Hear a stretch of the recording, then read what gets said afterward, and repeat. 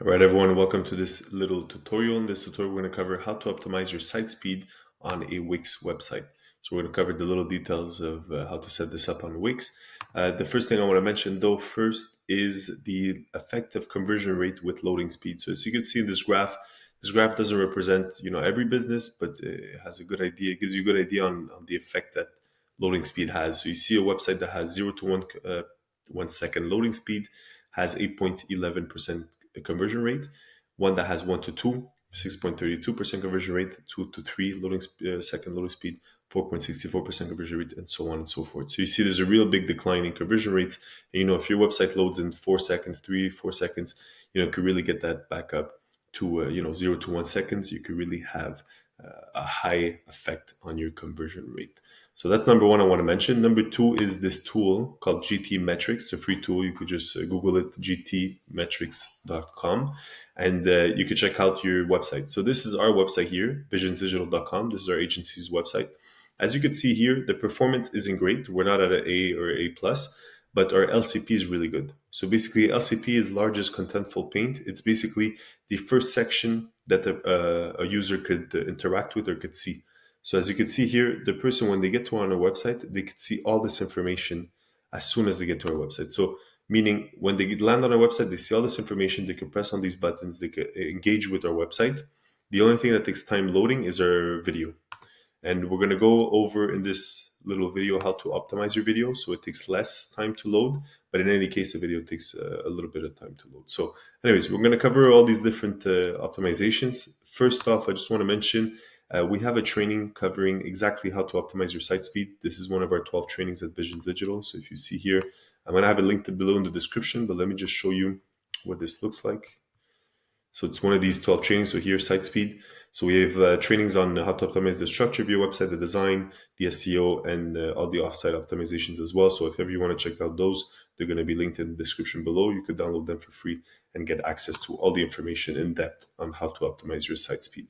Now, for Wix, let's set this up. So first thing, well, the three things I want to mention in this video are going to be how to optimize your videos, how to optimize your fonts and content, and how to optimize your images. So first thing is going to be the video. It's going to be the one that takes the most time. In most cases, if you have a website, some people, some service businesses have websites with a video in the background, one big video in the background. That really causes your site to slow down. Plus, it might not appear high quality when the person is visiting your website. So I would recommend against that. That's one of the probably easiest things you could do to reduce your site speed, reduce your LCP, as well as improve the site speed to get more conversions. So one of the best things for conversion would be removing that video. Now the thing is, that's touchy, is that video is probably getting people to engage with your website. So it's actually getting them more interested in it. But in any case, you would probably want to have it embedded within a YouTube video like this. So let's say, just to give you an example here, this is what we have on our website. So if you see here, let's just get to it. Let's get back up here. So when a visitor gets to our website, they're going to see this, and then they're going to see this pop up. So this video here is a video embedded from YouTube. So instead of us taking the burden of loading this video within our website, it's basically loaded within YouTube. So in any case, it saves you time, saves your website loading time, makes it easier for your website to load. So if people want to use it, they could interact with it. It doesn't have autoplay if you want. In most cases, I would recommend against it, but you can do that as well. So just an interesting thing to take into consideration. You could do that. So for videos, I would recommend most cases embed it, whether it's Vimeo or whatever, instead of having it published within your website. So that's number one. Number two, I'm going to cover the images. So images, what you would want to do in the case of us, we have, let's say, this image here, 30-day roadmap. The thing is, you want the resolution to be basically as poor as it can be, so that people can't see that it's people can't see any defect in the image, but it's as low resolution as it can be. So if, let's say, you can have it HD, and when it's HD, people can't notice anything wrong with the image, then it's fine. If you can have it at 720p and people still can't notice the difference, with their eyes, then you want to have that image. If you can have it at 420p, you want to have the lowest resolution, so the least high quality image possible on your website, but that visually you cannot tell the difference. Basically, is what you want to do. That's going to help reduce your site speed. Then what you could do, If you have your image, you could go to a tool like Tiny PNG, where you would drop your PNG, WebP image, whatever file type image you have, drop it here. It's going to compress it. By compressing it, it's going to reduce the size of your file. It's going to make it faster to load on your website and just overall better. So what you could do is, if you have an image, first thing you would do is you would drop it here.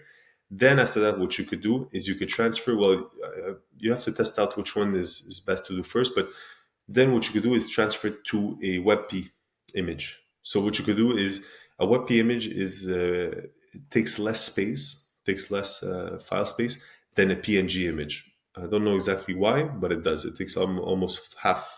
For those that I did, it's probably half. So you could cut in half the amount of size that your image takes. So you would go here, you would cut in half. Then you would go here, you would cut in half again. Then you would end with a quarter size image that you had initially, making it load a lot faster. So these two, take into consideration. You could do this, check it out for your website, see if it appears good, and then maybe you're going to get faster loading images. So that's number one for images, because images and videos are the things that take up the most space within your website. Then number three would be content and animation. So in terms of content, what you would want to have is to be the typography, so the style, the writing style that you have on your website, to be the exact same on every single page, on every single section of your website. And you might want to also use the standard fonts. So they're called WOFF, WOFF2 fonts. So let me just see in our training. Maybe I could show you if I go to, let's see. Yeah, choose efficient formats. Okay, let's go to image and video optimizations. Let me just show you what those look like. So that's it. So they are, excuse me, let me go back up. I can't see them to find it. Excuse me, let me just check. Browser caching, compressed code.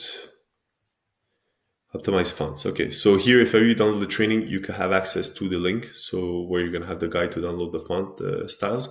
They're called the WOFF, WOFF2, WOFF2 fonts.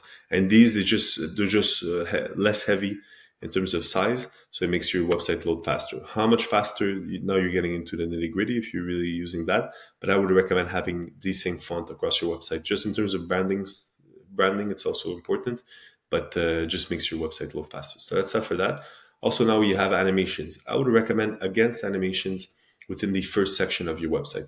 You might want to have an animation, simply just for your book a call button, just to make it more engaging. So in terms of conversion rate, that might help you out. But in terms of actual site speed, you want to reduce as many animations as you can. So first part of your website, no animations would be, in my recommendations, the probably best. And that's pretty much it. So, to do a recap, what you want to do is embed your within Wix, embed your video outside of Wix. So in our case, we have it with YouTube. So if you want to do that, you would just go here, go to media here, and then you would choose this option here, YouTube. You see, we have a whole video covering how to set this up properly, but in general, this is what it would look like. Then in terms of the image, you want to compress the image and then transfer it into WebP or vice versa, depending on which one gets you the best results. But in both cases, it should be good. And then you want to optimize the fonts and all that type of stuff within your website. Then you could use a tool like GTmetrix to keep track of all that information and see what results you end up having. Now you see, in our case, we have this performance where the SCP, like I mentioned, the largest contentful paint, loads quickly. So the information is quick and you can see the buttons are clickable. But when you get time to interactive, they're talking about the video. So you see here, the video takes time to load.